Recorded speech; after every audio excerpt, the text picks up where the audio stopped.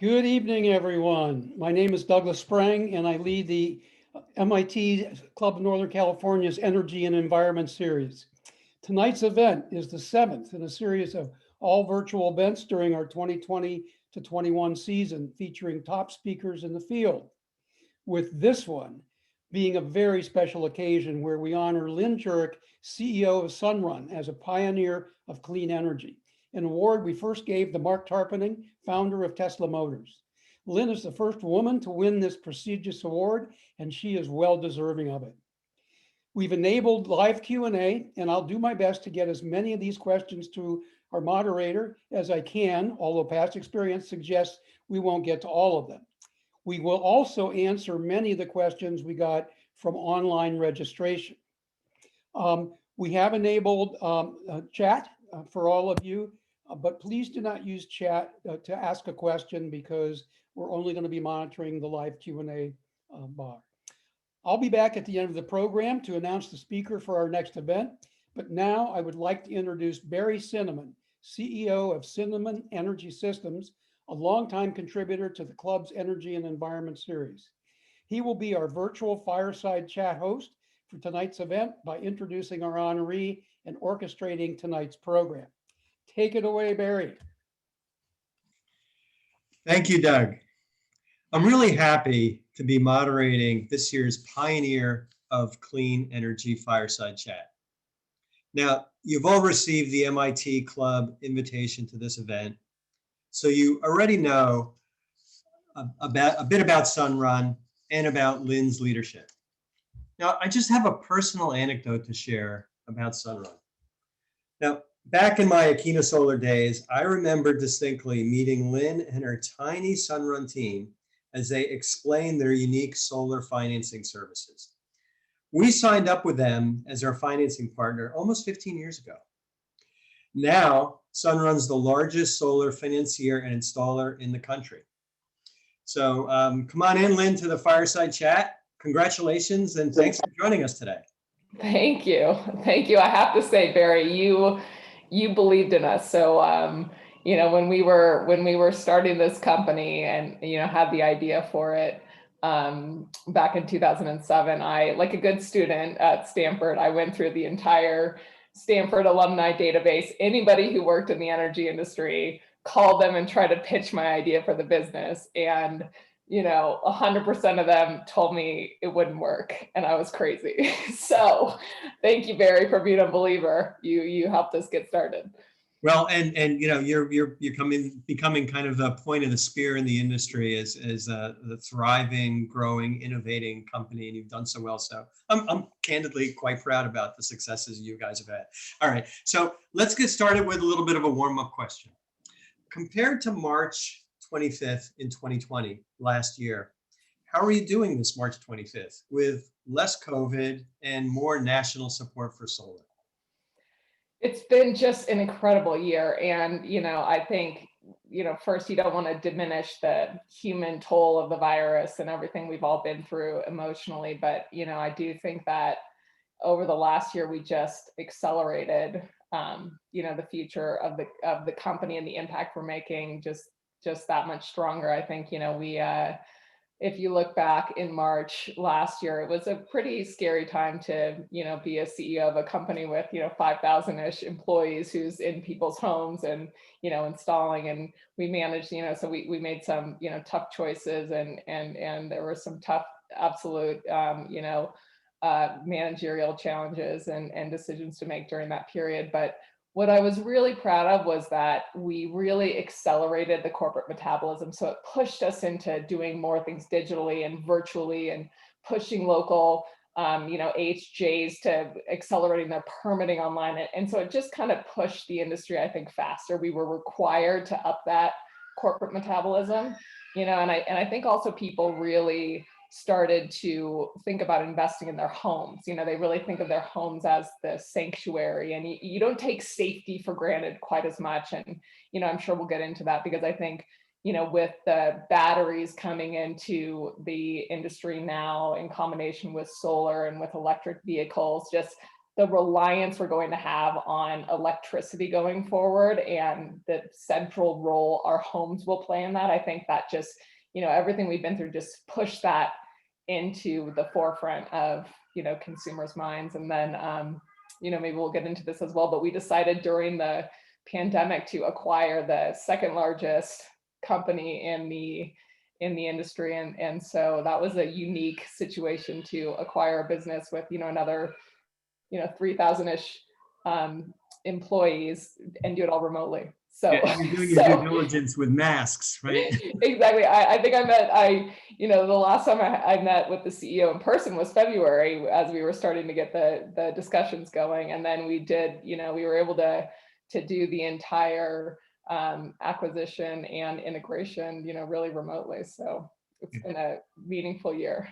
And then you just think about how devastating it was last March for the industry, and CAUSA kind of helped get us to be characterized as essential businesses.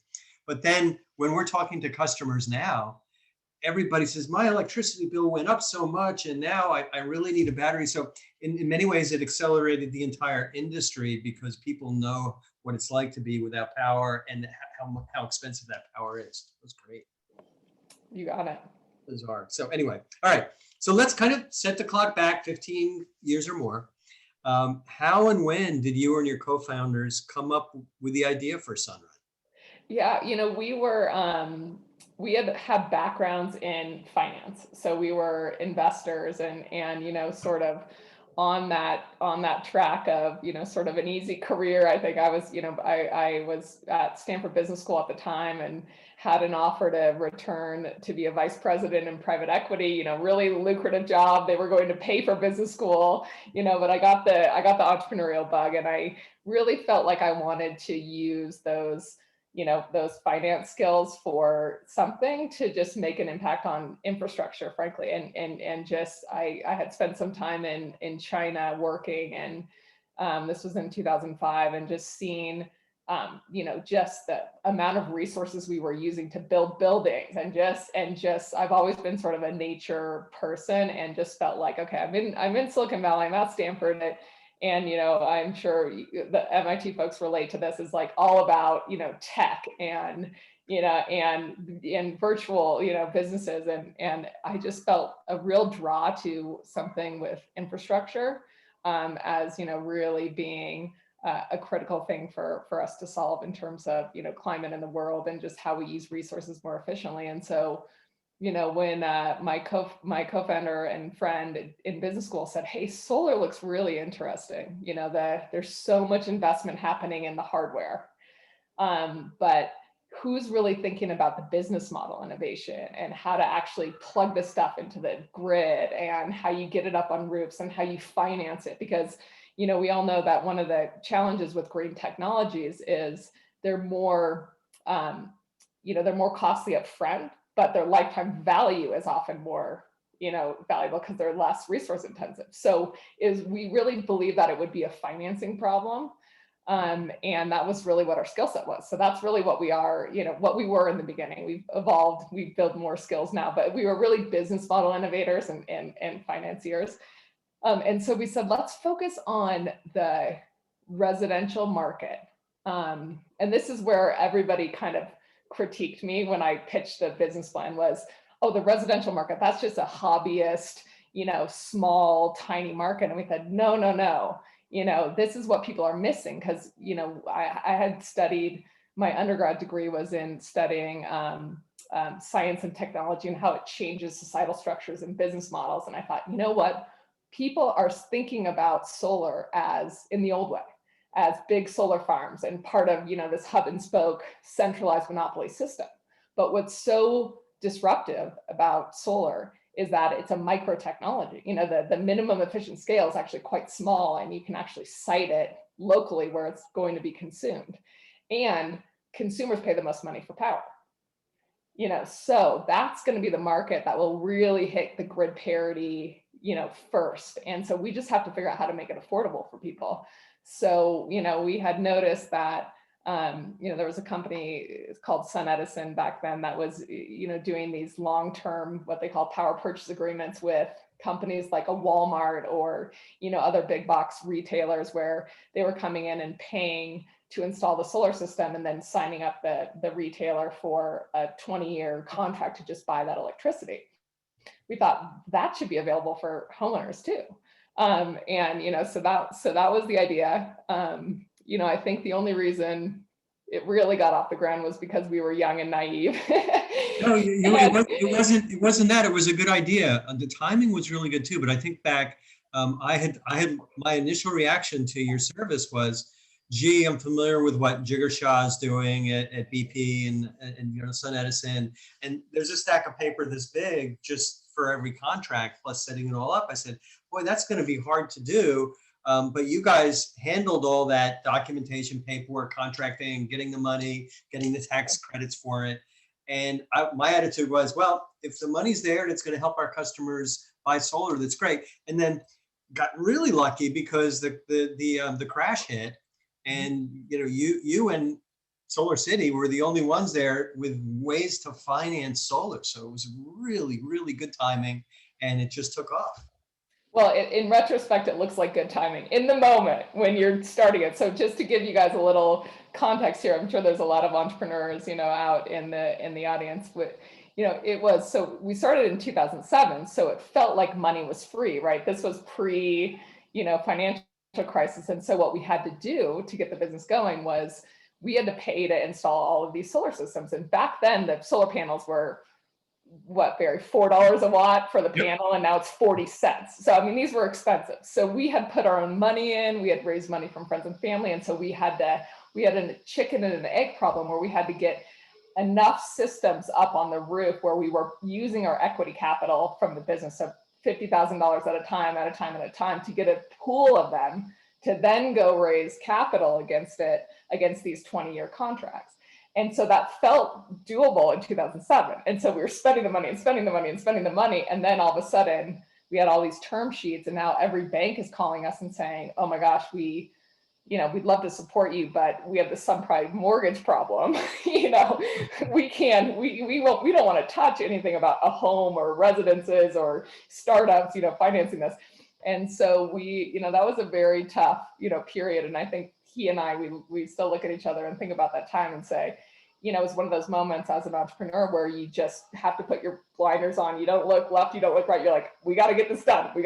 And the day I think Lehman, went under was the day we closed that first funding for $40 million for US Bank. And I will never forget them. They are my best friend for the rest of my life. Wow, that's an excellent timing. Is demand's going through the roof, and then you can't get the money, but you need it. It goes. Now, were you ever able to raise venture money, or was it friends and family and then US Bank? In those early days, we had raised the Series A, and then throughout the years, this is another common, I think, entrepreneur story is every round you go out, you think it's fully funding the business, right? It's like, I don't need the other round. Well, $350 million later of venture capital, then we went public. So turns out it was more capital intensive than we had anticipated. But you got to spend the money, and it always is that way. So, we talked about the financing and the chicken and the egg issue, but what other challenges did you encounter during those early days? It was when I look back, I still marvel at how it worked because, we were just a startup selling something to people where they didn't own it. And, back then, now the economics have gotten a lot better where we now sell our service plans for zero up front and you're saving money going forward. But back then we asked people for a $10,000 down payment for something they didn't even own and for a startup to maintain it. And so, I always joke because I did leave this job and in this sort of on the path of the venture capital path, flying on my boss's private plane to, okay, now here I am, selling solar at the farmer's market, setting up a booth at in Davis, California, and trying to convince people to buy this service. So you remember those days. Done that.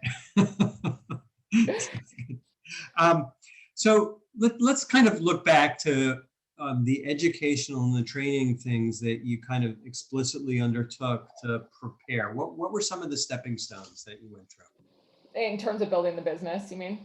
Preparing yourself and building the business. Oh, yeah, I've been through, I've been through so much, and I really am very grateful for just how, operating this company has pushed me as a, human being, and just really evolved my self-awareness and my appreciation for leadership, and, for how challenging that can be. So I have a whole set of, stories around that. I think from a business standpoint, I think what we realized pretty early was, okay, so our expertise here is really in this financing piece, but there's so much more we need to learn to be effective. We needed to learn how to be an effective operator. So now, in the beginning, we were not installing the solar ourselves. Now we do today, and we found that, really it's kind of key to own the, start to finish process from a utilization standpoint and a cost structure standpoint and customer experience standpoint. So we really had to, move into and understand that that piece. And we did do an acquisition to jumpstart that back in 2014. So I've definitely learned how to acquire customer companies too. But and then fast forward to today, it's just so much more interesting, the business, in terms of, and I'm sure we'll get into this, but the virtual power plants that we're starting to build, and just what distributed solar and batteries and electric vehicles and, further electrification of all of our appliances can do for this great climate challenge that we have. So fast forward, we really had to get sophisticated in terms of how are the energy markets structured, and, and start to educate people about how these devices can actually plug in. And I'm sure we'll get into this quite a bit, but many of the rules today are still written to not take advantage. They haven't kept up with technology. And, and so there's this whole new capability we had to build around advocating and, politics. And, this is nothing I ever thought I would ever be involved with. But, the more I get educated on where we are today, I get frustrated when Bill Gates is sort of like, we need a breakthrough technology. Well, not really. The solar storage, that certainly will help. But our issues are really more political, more social, more in the building codes. It's like the fact that we can't, it's so hard to upgrade your electric panel. I mean, these are the issues. And so, when I talk to, many aspiring students and folks that want to be involved in climate change and care about these issues, it's sort of like, run for politics, get involved in your city government. I mean, it's really true. I've come to appreciate. Yeah, well, I mean, so getting back to the topic of technology, that's what, a lot of the MIT people here, you've got a background, Stanford.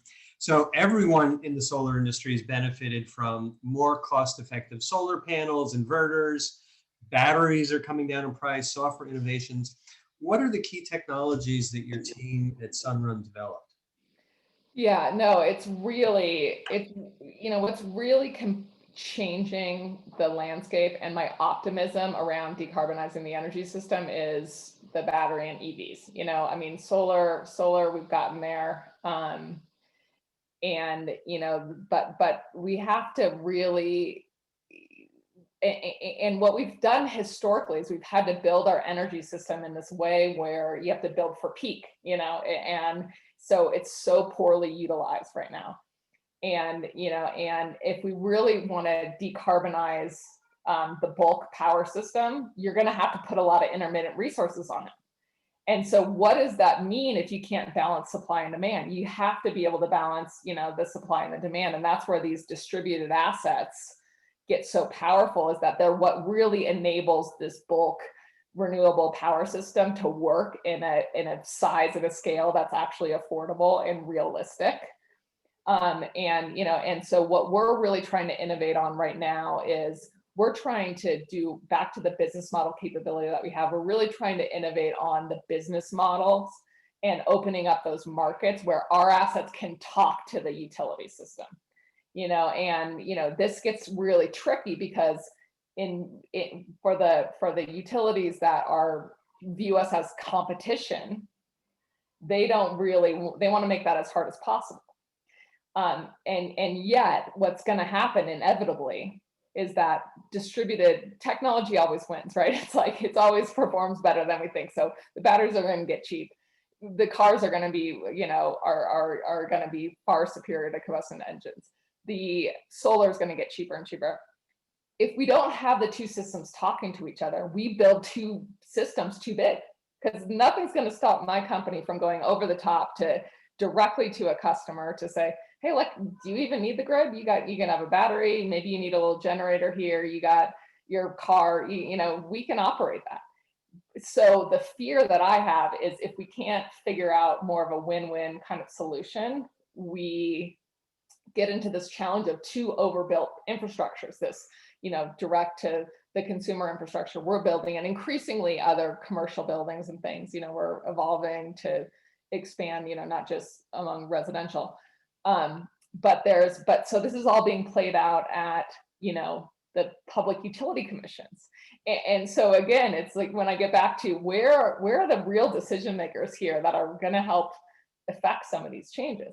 And so that's what we're evolving in, is how do we open up these, how do we convince, the grid operators, the utilities that are these assets, when we have batteries connected to our solar systems, they can be turned on in an instant. They are a much faster peak resource for the grid than building another, peaking natural gas power plant that we're not going to need. Like, let's stop building in, infrastructure that's going to be stranded, and separate point, which I'll stop because I know I'm talking a lot here, but it's not going to be affordable for our country to invest, in my opinion, to invest in a natural gas system and an electricity system. It's like, let's think a little bit. It's the thinking. The dilemma is the incentive for the utilities is for them to build infrastructure, and the incentive for the solar companies is to sell the equipment. But what kind of software and firmware and apps are you using that software technology to provide the communications capabilities? Tell me a little bit about that. Yeah, so I mean, we're definitely investing in that area. I think it's both the software and the customer education piece is really important, right? Like, how do you enroll people to understand the load in their home and when they can participate in sort of these demand response programs, and so there's a whole software element on that side. There's also the all the APIs into the grid and the utility around making sure that you're delivering the services when they actually need it, the safety, the compliance around that. So there's a lot of investment going into that area, and I think we're we've announced about 12 of these grid services or virtual power plant type contracts right now. And so we're leading in that. I would say right now we offer solar across about 23 states in the United States, and that's increasing. It's typically places where the value proposition makes sense. So where power is expensive and or you have sun, that's probably intuitive to the smart crowd. We have opened up these revenue opportunities for these virtual power plants in about 10% of those geographies. So it's still just 10%.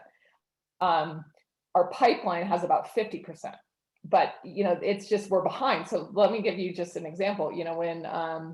When we had the brownouts in California in the fall, the grid operator called us and said, hey, we're going to be short power, 2 to 4, which by the way is during solar peak time. So we'll just, put that aside, but we're going to be short power. Can you export power to your batteries to help us out? Well, there's no compensation for that, right? It's like, okay, well, we'll do a favor here, but let's update the rules here. Where let's make use of these sort of assets. So there is a lot of software, and the real bottleneck is getting the regulatory structure, the open-mindedness there.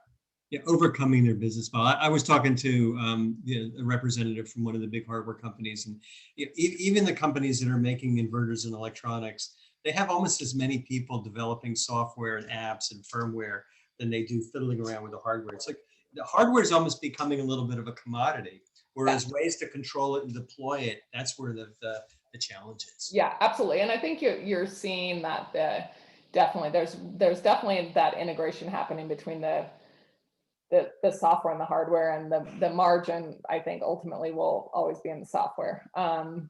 So you're certainly seeing that. And then I think that poses a challenge for some of the hardware companies is, where is your core competency? Getting back to what's your core competency? And so, again, for us, it's really that business model innovation, that unlocking the financing piece, and finding that value creation that works for the consumer, the grid, and the financier is really our core competency. And we've learned these other core competencies over the years, like I said, the operations side and the software side. Yeah. All right, so we talked about technology. I got a question for the audience now. So geek alert here. So for people in the audience, and you can respond via chat, what happened in solar exactly 100 years ago in Sweden? All right, so if you know, I'm just curious, just pop your answer in there via chat. Now let's come back to some more questions. I really do want to dwell on the policy thing, so let's dig into that, because in 20 years that I've been doing this, the wisest things that we've done and other solar companies have done have really been investing in public policies. What are some of the policies that you've at Sunrun have helped to devise and support that have made the biggest difference, and what do we need to do next? Yeah. There's a lot of things that we can do that don't cost us any money, that are just really getting out of our own way. I mean, so I'll just start there. Because certainly we've had the tax credit in place, which has been helpful as a direct subsidy for getting solar and now increasingly batteries off the ground. And then there's also been the net metering policy, which is I think we may get into that a little bit, because there's a live debate about this happening in our home state. So net metering really has enabled the growth of the industry, which is, okay, so your solar system is producing more power during the day than your home is consuming. So what credit do you get for that exported power? And so net metering has been a protocol that's been simple, easy to understand. You export it at retail, you get that credit back. That's been hugely helpful. I think we'll get into that a bit later, but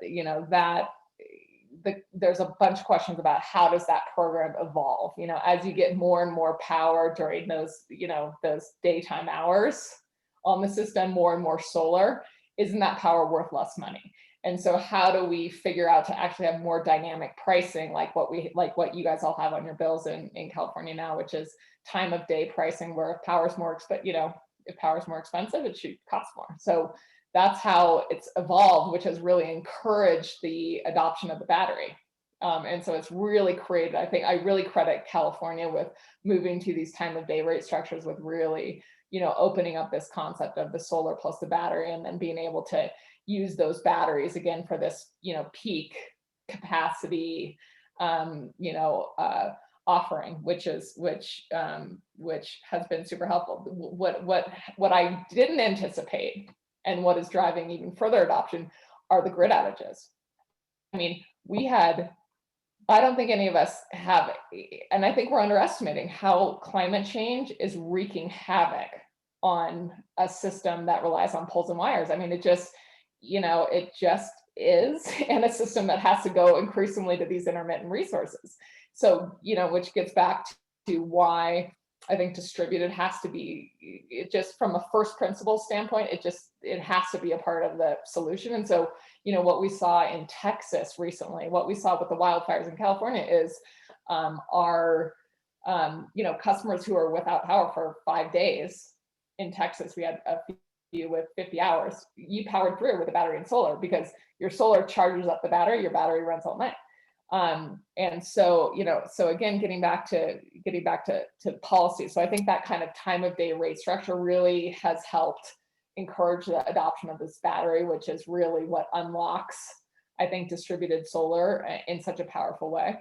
And then the more mundane but more important things we're working on are things like, why do we make the building codes and the electrical codes and the permitting process so cumbersome in the United States? I mean, if you look at the cost to install residential solar in a market like Australia or Europe, or pretty much anybody outside of the US, it's half the price.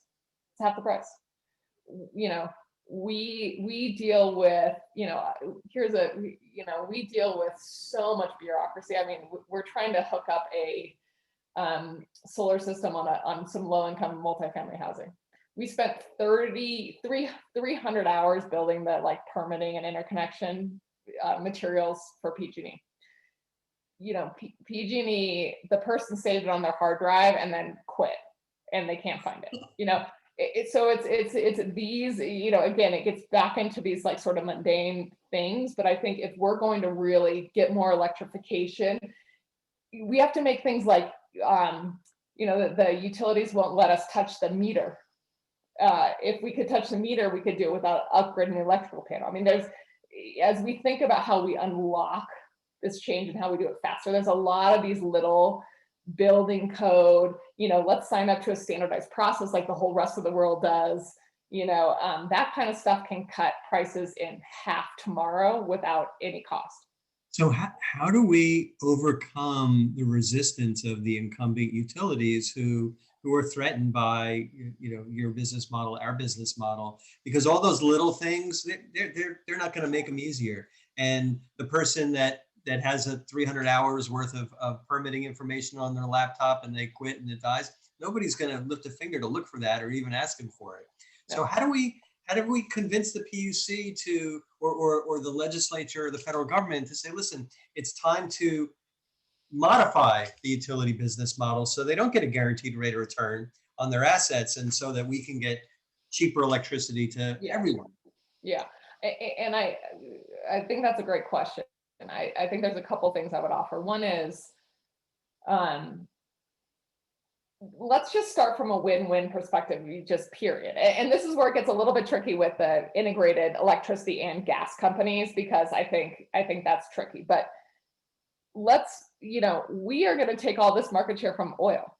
I mean, come on, let's if we do this right and we can really electrify more, which I believe our business model helps quite a bit, because we can, when you get solar, you get the electric vehicle, you switch your, you can afford to switch your heating to electric or things that are otherwise way too much friction for someone to do it. So can we align behind a bigger, broader electrification strategy where the pie is going to grow for all the electric companies? Now, Shell's not going to like that, but that's not who we're dealing with here, right? And the utilities need to watch out, because those oil companies are smart and they're going to come after. They're going to try to get into this market. So I think one is think a little more long term, and let's at least start with a constructive place of how we can create more more kWh to be sold on the system.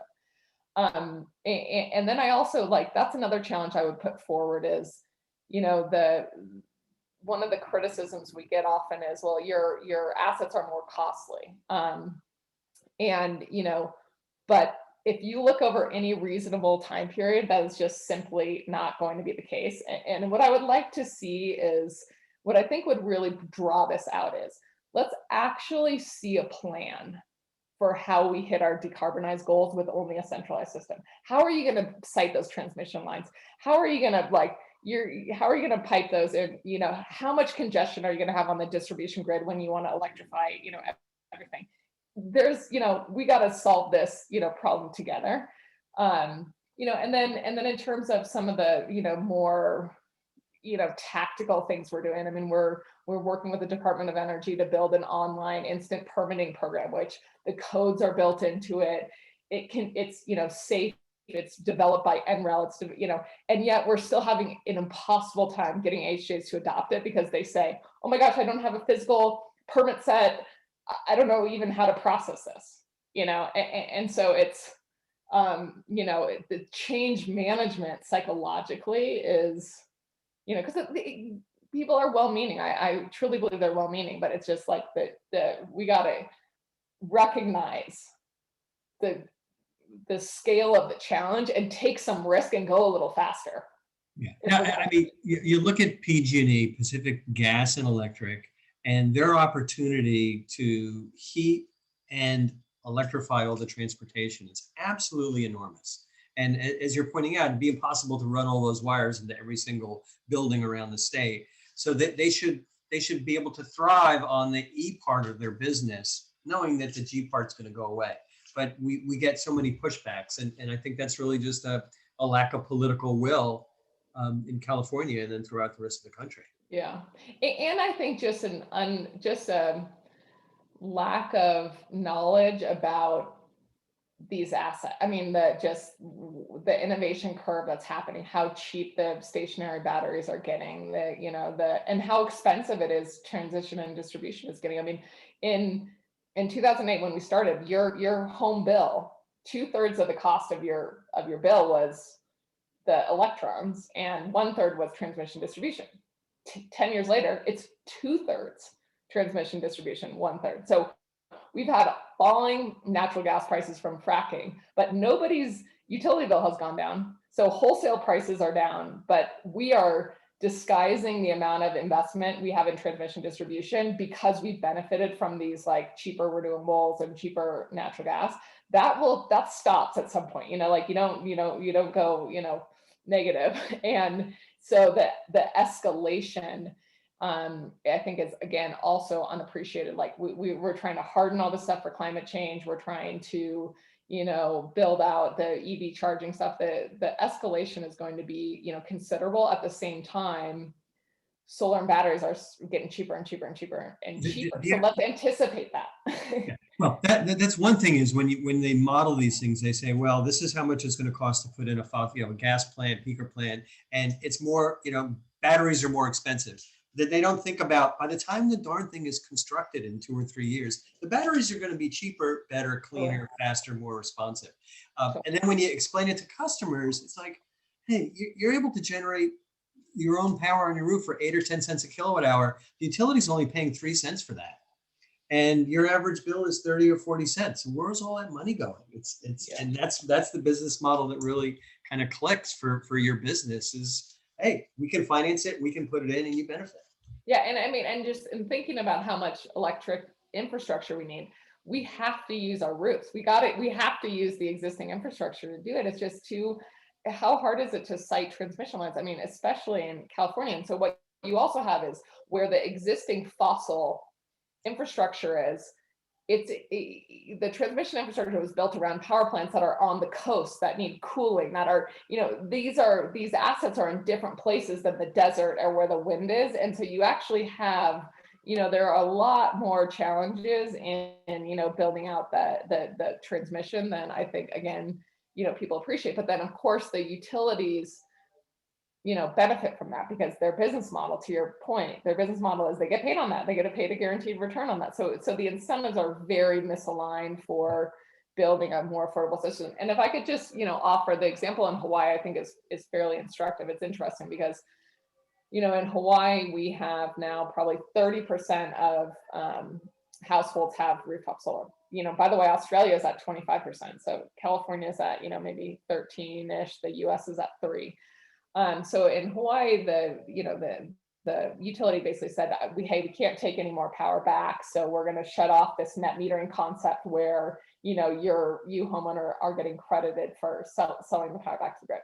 So the industry, we adopted, we put storage on it. And so we thrived, we grew through it. So in Hawaii, then what started happening was we just didn't export anything into the grid. We stored it all in the battery. We would consume it out of the battery. And then if you still needed power, you buy it from the grid. Fast forward to, so no encouragement for us to coordinate or export it when the grid actually needed. Fast forward to today, they retired a fossil fuel plant. They need the power. So now we're getting paid even more money to export it. But so this is my caution for California is California is trying to start to change some rules where it's not going to be cost effective for people to, want to invest in solar and export the power. I will guarantee you we will need that power. Just like we, we were called when the brownouts happened. Yeah, yeah. Be careful what you ask for utilities, because you're encouraging the solar industry to really, put in those batteries, and they're going to be competitor. All right, so I got to just jump back into our geeky technical question here. So Gopal Shankar knew that 100 years ago, Einstein received the Nobel Prize in Physics for explaining the photovoltaic effect. So it's just funny. I was like, 100 years ago, Einstein figured this out. And here we are, and now it's becoming mainstream. Okay. All right, putting some technical stuff aside, let's get into, maybe business school kinds of things, talking about the business innovation. Well, talk a little bit more about the key financing innovation that you had at Sunrun back when you started. And then let's talk about how that's evolving when we get to battery storage and grid electric services. Mm-hmm. Yeah, so the real innovation was figuring out how to batch together all these individual solar systems and essentially like put together securitization. So it's almost like, sort of figuring out securitization for mortgages, because most project finance, as we know, is you underwrite a specific project, you have a specific off-taker or somebody who, you're going to have the contract with, so you underwrite the credit, you get into detail. We can't afford to do that on every single individual home, of course. So we had to convince the, banks, let's rely on FICO score. Let's rely on, a list of approved equipment. Let's rely on, some of these operating protocols so that we can pull all these together and just, do it on a standardized contract. And that was really the innovation. I give my co-founder, Ed Pencer, a lot of credit for that. His, and he comes by it naturally. His father, I think, invented, a bunch of bankruptcy stuff at Lehman Brothers and was, a chair at Harvard for his work in bankruptcy and structuring. So he's really quite skilled at it. And that's why he and I really pair well together. Is we always say, I'm the growth person, he's the risk person. So it's a good, partnership. But yeah, so that's how we evolved the financing. And in the early days, we had to pay, people viewed this as very risky and a risky asset. And, what we're realizing now is we've collected, 99% on the dollar because, we're selling solar cheaper than the utility. So it's almost like we actually lower a homeowner's debt capacity, right? Because we're actually, they're not paying more, they're paying less. And what was interesting is our collection rate improved during COVID. So again, people are at home, they don't want to lose their electricity, they're paying that bill. So we've just continued to push the cost of capital down. And then, and then some of the more interesting, I think, opportunities that are available right now with the new administration and just how we're thinking about things I'm really excited about, a place where the government, I think, can step in is to put some backstop for more low-income customers, in this industry. And I think, you mentioned Jigger Shah, who was one of the pioneers and a friend of mine in this industry. He's now working with the administration, and so I think there are some, ideas percolating, and a great place for the government to step in is to, sort of backstop some of that credit to make sure that we're deploying, equitably for solar. So I'm excited about that. So when you, 10 years ago, back when you started, you had to get a pool of money for a large number of solar installations to finance that. And how did that evolve? I know there were some securitization projects that you took on, and then, they kind of snowballed from there. But how does that financing process work? Yeah, so in terms of what we could monetize, so there's a tax credit from the federal government, and then we have a 20 to 25 year contract with the homeowner to buy the electricity for a price. So, so the first piece to solve was how can we monetize that tax credit? Because we, as a new startup company, we don't have a tax liability. So we don't, we can't make use of that. So that's the first piece where we had to, bundle up those tax credits and sell them off to a bank who could, use the credits. And that's why the financial crisis really was stressful, because the banks didn't have any taxable income because they were all bleeding. And so there wasn't any, even if they wanted to support this industry, they couldn't. And that was what was challenging. US Bank didn't have exposure to subprime mortgages, which is what really, enabled that to work. Then what we had to do, then we figured out how to monetize or sell deeper and deeper and deeper into those cash flows. So like in the early days, investors would only give us credit for, okay, we'll only give you advance, half of the first 8 years, because we don't know if we believe people will invest in this. And so, so then we had to, try to find kind of forward thinking, bespoke, banks that would kind of lend against that. And then it's just gotten more standardized and more standardized. And we've really innovated around, bringing the rating agencies along and turning this into securitizations.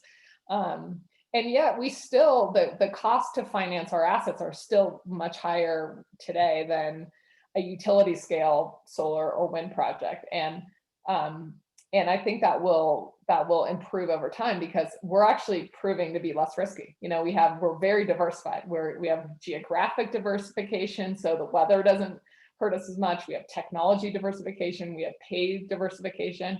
And so we're really continuing to, push the cost of capital, and where can you, with interest rates where they are, where can you earn a nice return over 20 years? It's pretty tricky. So I think we're attracted to, people who want to match their liabilities, like a, insurance company or pension funds or others that need to match their liabilities with. It's interesting also, you have a guaranteed off-taker. The homeowners are always going to use the power, whereas some of the utility scale plants, if there actually could be a negative price for the electricity if the grid doesn't need it.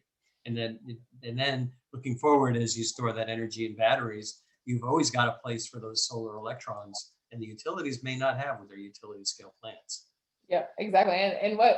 And back to some of these, like, the early sort of skepticism around our businesses, I think people felt like, well, will this consumer stuff really scale? Energy is all about these big projects, and I think people may be surprised to know we are probably the second largest owner of solar in the US, behind NextEra.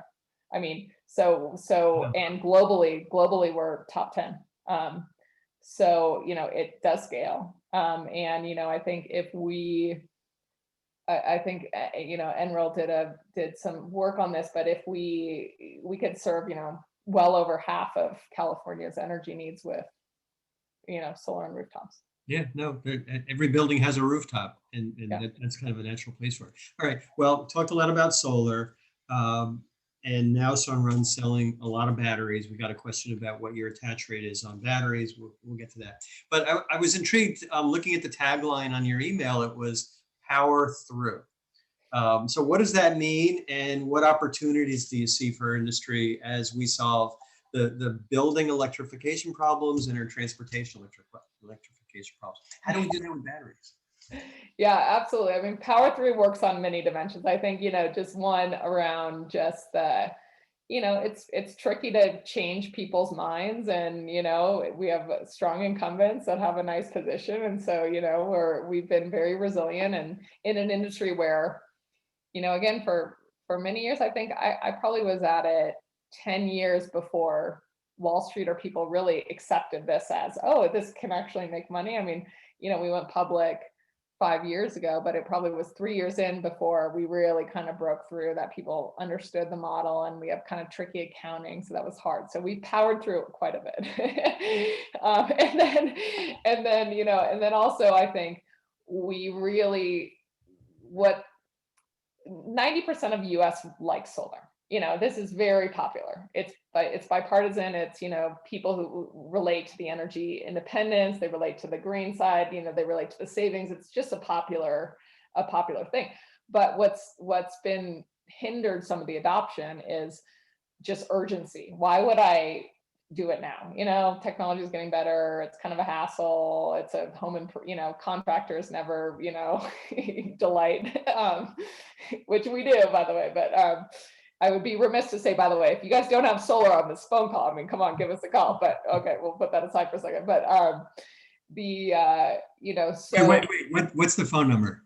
You know what? I don't even know. How is that for? I'm not hustling as much anymore as I used to. We got the URL. That's all. All right, cool.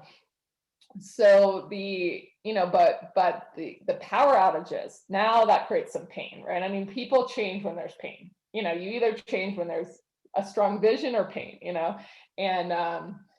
and so just the power outages and and I think the utilities will acknowledge there's no solution, that those power outages will continue. And that's, again, part of the problem of only relying on, a lot of poles and wires is, what are you going to do? Just cut trees forever? You're just going to keep cutting they're them. going to grow back.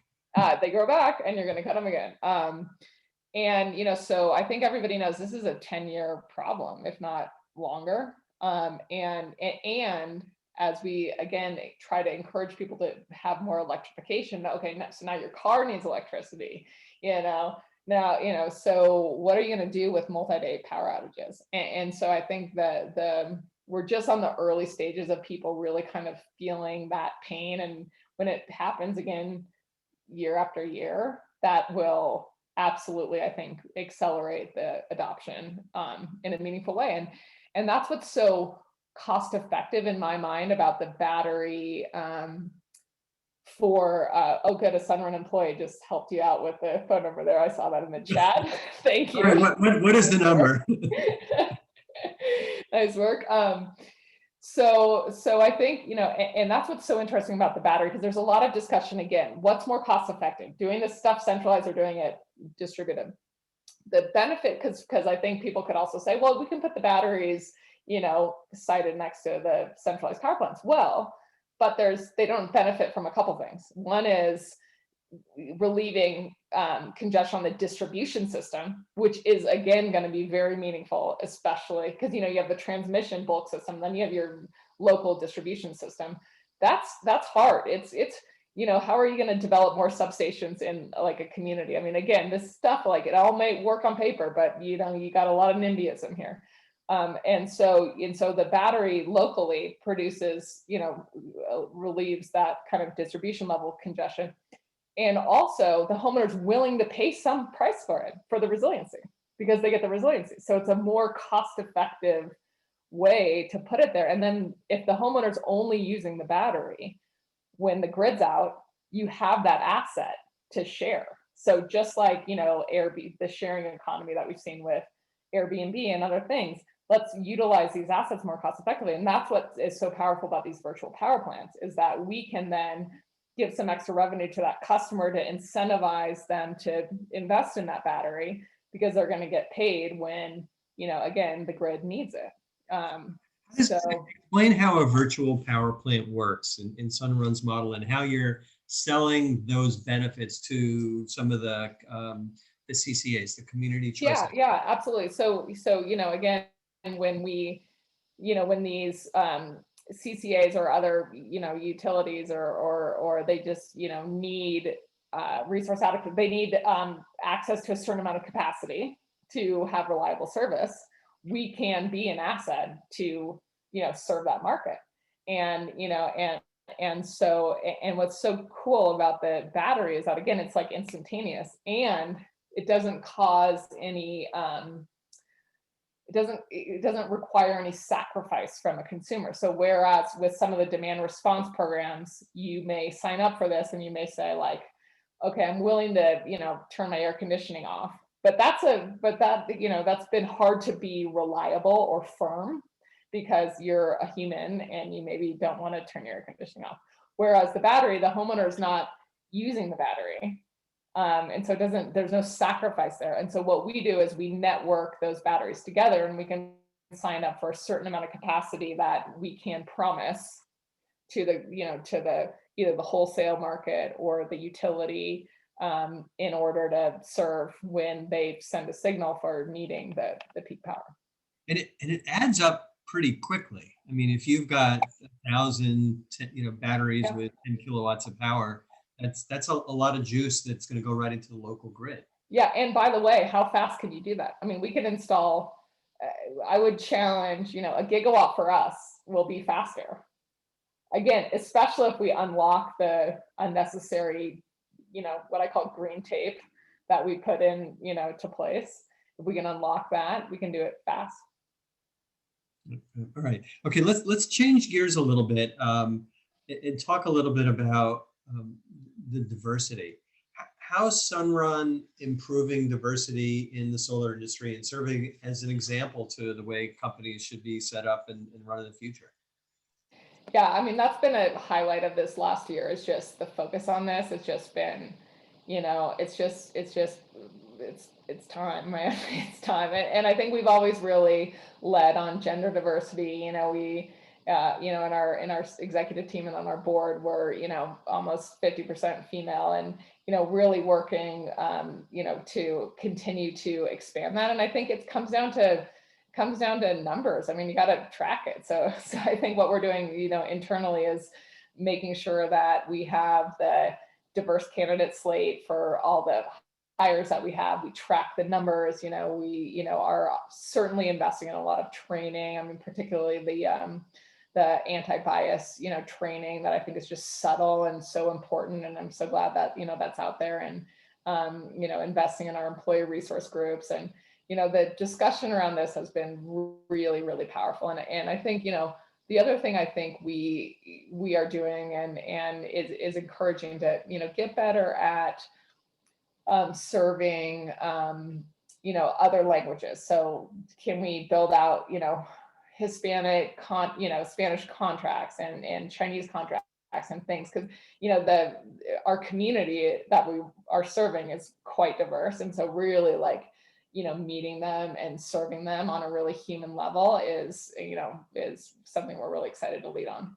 And how do you kind of, I mean, it's one thing to focus on doing that at headquarters on, the executive and the management team. How do you push that down into your field operations? Yeah, I mean, you really work hard at where do you recruit? What kind of alliances can you put forward? So, we're really working on alliances with, veterans, with workforce development, with, different groups. And so we partnered with, we're also partnered with and making donations to some nonprofit organizations that really help with the workforce development in diverse communities. Because these are good jobs. I mean, that's what's, great about this, is these are jobs that, one of the other benefits I would say that we haven't really appropriately touched on yet is just, if, these infrastructure investments that we're going to make, not only can they save people money, but they can create a lot of jobs locally that are non-exportable. I mean, what's interesting about solar, of course, is the fuel is free. So per kilowatt hour, the price you pay in labor is much bigger than any other fuel source. So I'm really excited about the job creation potential here. And so it's just really working at those programs. And, one of the, electricians, that's another one. I mean, it's like, how many electricians are we going to need? I mean, in Northern California, I don't have any hair anymore. It's hard to find them. It's hard to find them. Right? It's really hard. And in Northern California, especially, so really working those apprenticeship programs and trying to focus on, disadvantaged communities for building those. Okay. All right.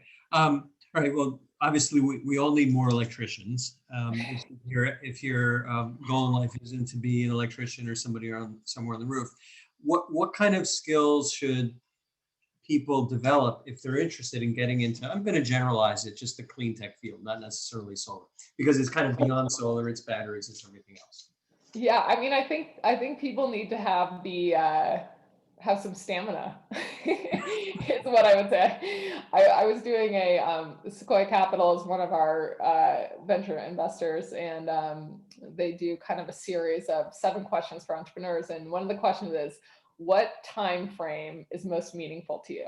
And so a lot of people answer it as, 24 hours, or here's how I organize my week. And I said a generation. I mean, I think, many of the big problems that we need to tackle right now, it's like, let's have a really long-term orientation and dedication to that.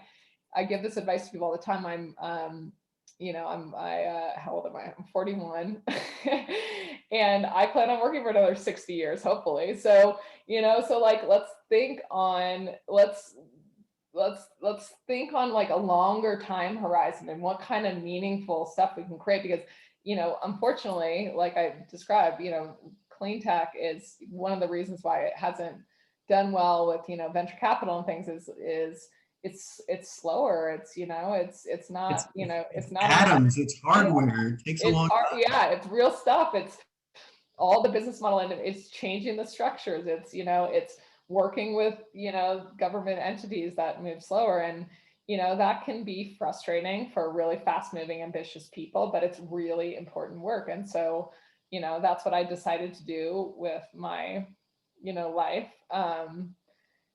And I don't regret it. So, but stamina, that's what I would say. You got to develop that skill.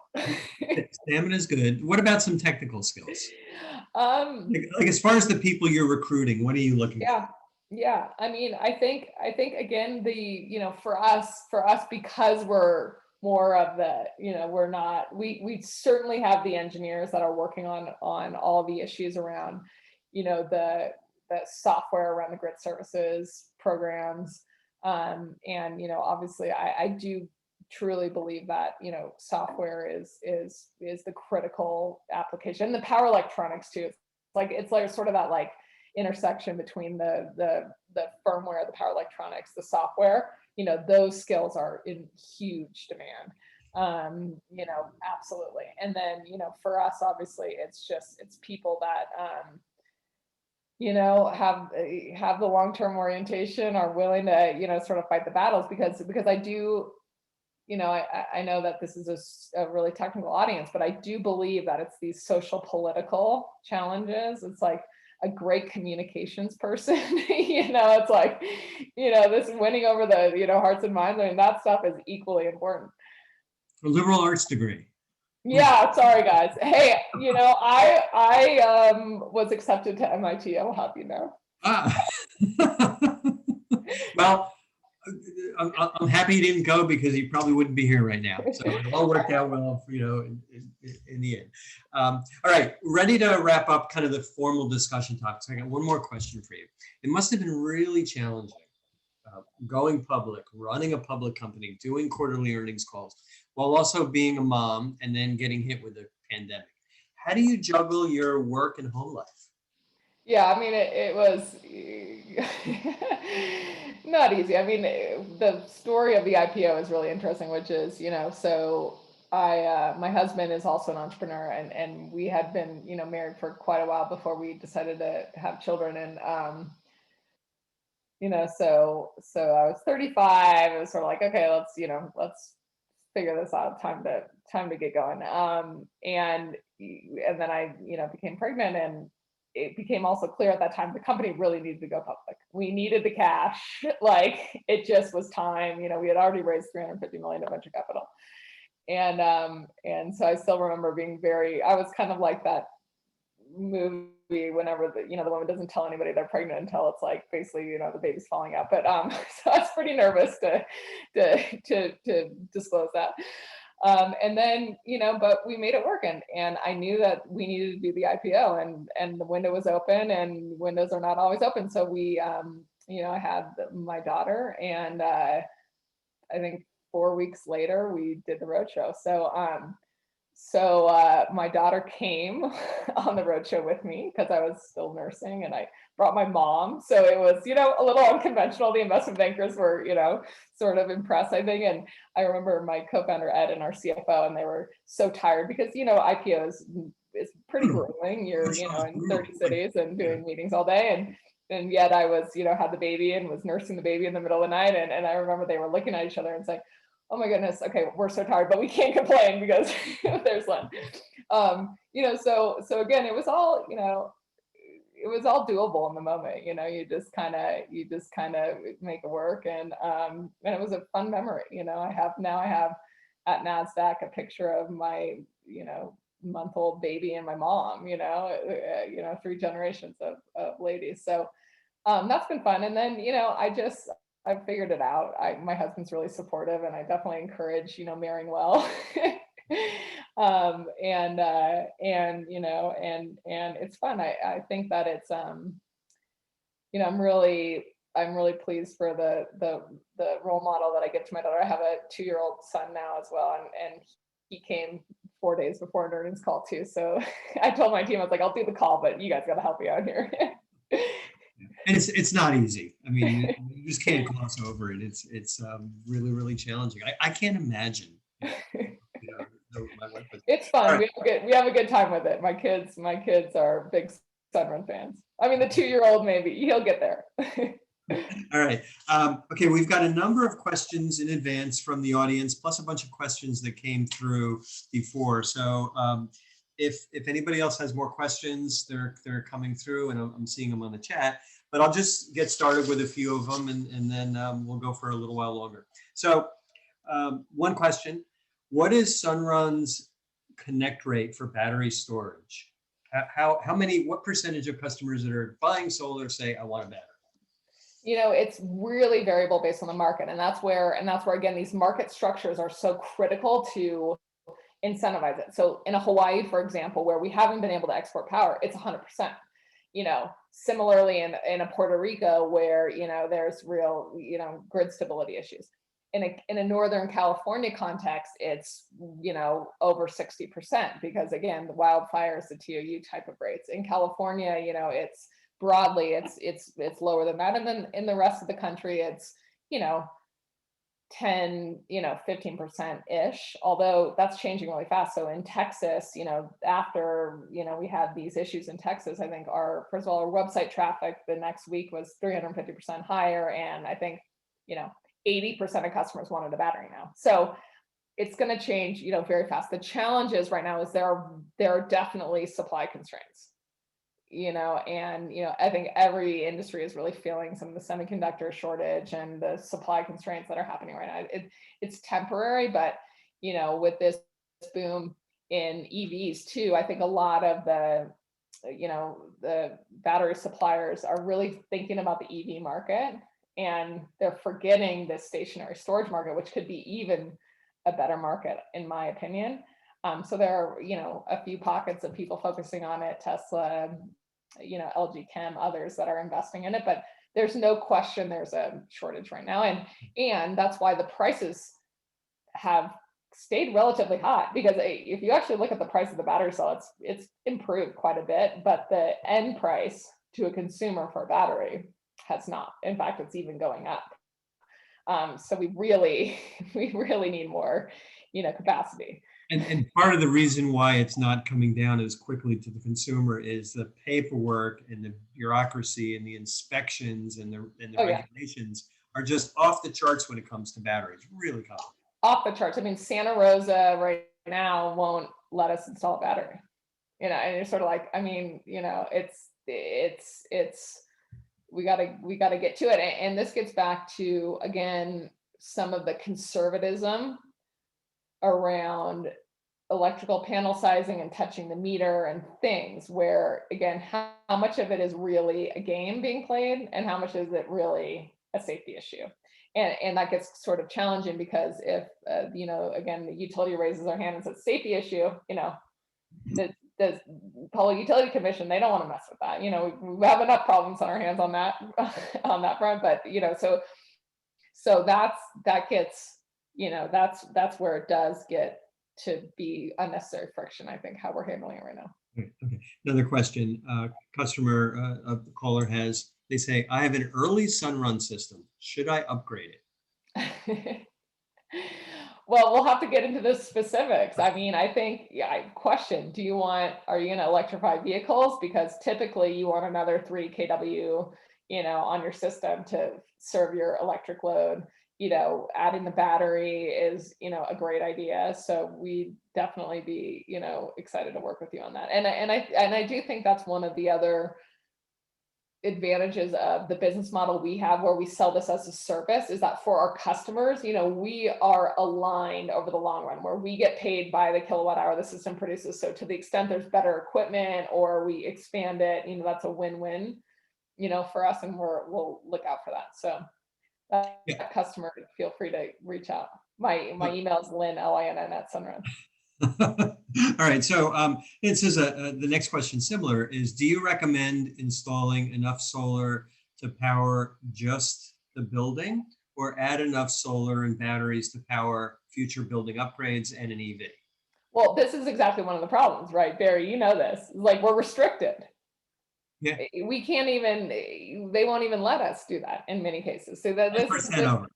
yeah, so this is the challenge is it's like there's no anticipation of how the technology evolves. So this is another one of the rules we're working on changing because yeah, of course, the in a residential application, adding an extra, that incremental kilowatt is the cheapest power you can possibly get. That's cheaper than a 3 cent, you know, solar system because your fixed cost is in the visit the home, acquire the customer. So those incremental kWh at the home is the most cost-effective way system-wide to add capacity to the system. So why we would restrict that for customers who know they want to use more is a flaw in how we're designing the incentives.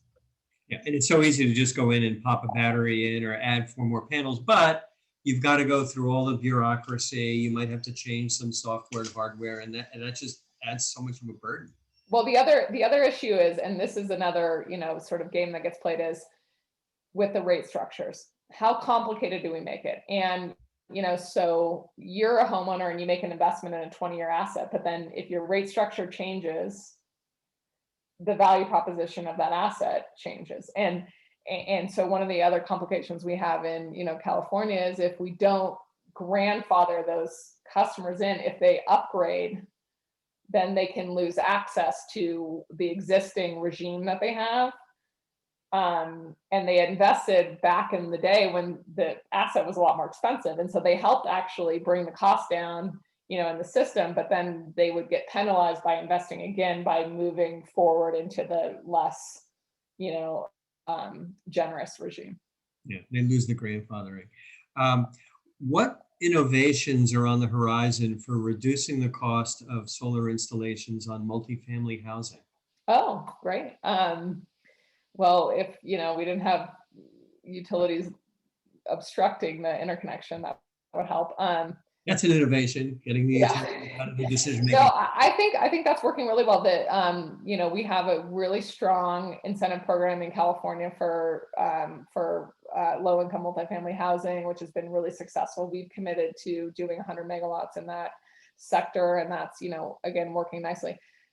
The issues in how to reduce and make it more affordable again are really process oriented.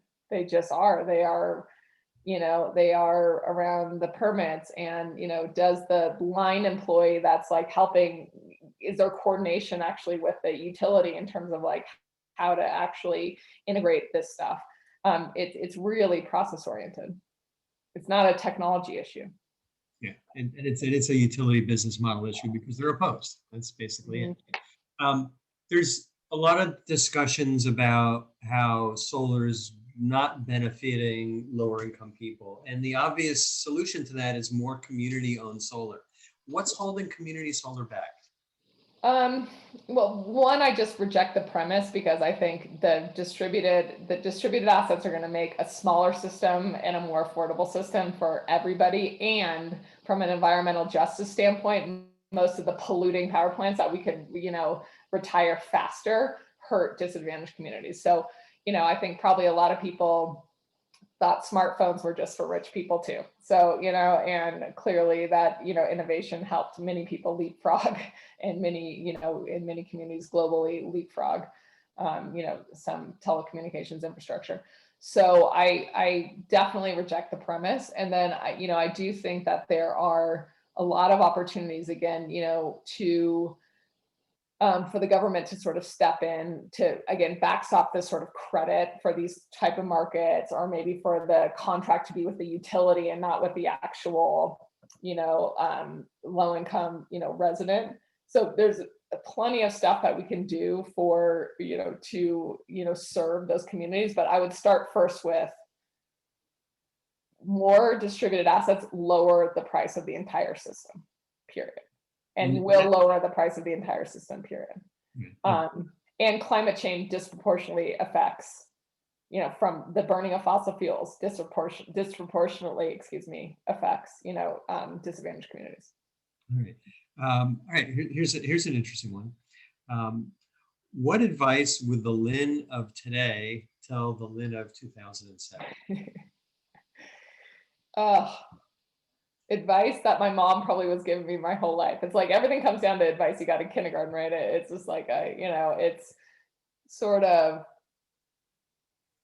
I was always such a driver on outcomes that I had forgotten really how to like enjoy the process. And I think I've figured out how, hey, we're dealing with a serious topic here, but it doesn't have to be serious. You don't have to hold things so heavy. You don't have to be attached so much to being right or your way. And can you just lighten it up and have a little more fun? And I wish I learned that earlier. My mom always said to me, you know what, you won't care as much when you're older. That's true. No, we're never going to get older. We're just going to get. That's true. We're working for another 60 years, right, Barry? Yep. Give me 40. I'll take it. All right. Okay. All right. I'm going to do this. Will be the last question.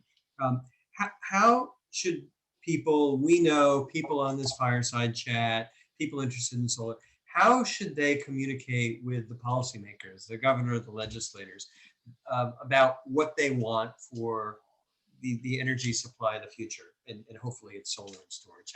How can people participate?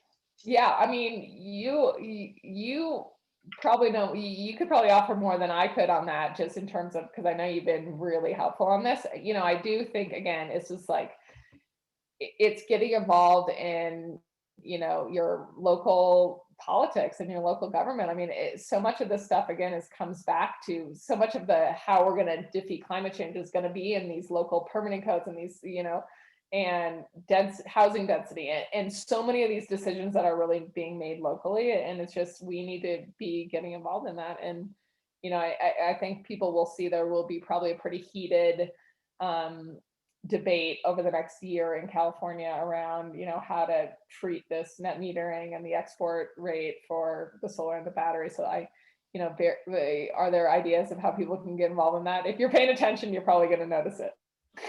And then the one addition I would make is there's David Rosenfield has got the Solar Rights Organization. Mm-hmm. So there are organizations that you could join, you could contribute to, that are going to advocate for more distributed energy resources, more virtual power plants, fewer wildfires, and kind of less money going to the incumbent utilities that have been around forever.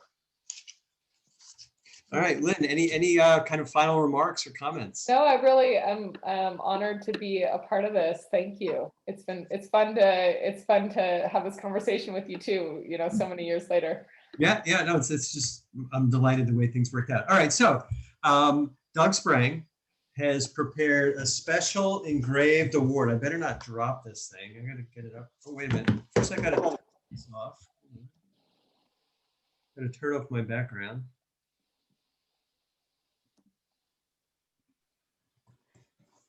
All right, we're back to my boring office. Okay. So Doug Sprang put together this special award for you. It's the 2021 Clean Tech Award. And, I was amazed. Doug did a really careful job selecting this because the award has a composition by mass of 30% silicon. So he didn't know it when he got it. Could have been wood, but it's silicon. Anything else. So this is for you, Lynn, for your pioneering work in clean tech. Congratulations, and we're also happy to see the successes as you and others strive to change our energy supply. All right, so I'd like everybody to stay online. Doug has some final comments and coming attractions. And I'll go on mute. Well, first of all, thank you, Barry, so much for that masterful job in hosting this event. And Lynn, we can't thank you enough for all of your insights and ideas and telling us a little bit about your experiences in such an exciting industry. So thank you so much to both of you guys. Wish we could be there in person, but this is just the best we can do right now. And our next event is going to be pretty exciting. You have to wait for a little while though. It's not until Tuesday, May 18th. But it is the CEO of Commonwealth Fusion Systems, Bob Mungard, and Bob is really trying to, if you will, carry a tiger by the tail, because This system actually was originally invented at MIT, and we had an event on this many years ago, in fact, when it was still in the research phase. But now this company is actually chartered with building a pilot plant and ultimately going into full-scale production on the technology that was developed at MIT. So Mungberg will be here not only to talk about the evolution of Commonwealth Fusion Systems, what it's been like to manage an activity like this, but also they're going to entertain us with a factory tour. And I think that could be really fun too, to actually see a real live fusion system. So that's it. Thank you all for coming. And we really look forward to having another great audience for the next event. And good night, everybody, and be safe.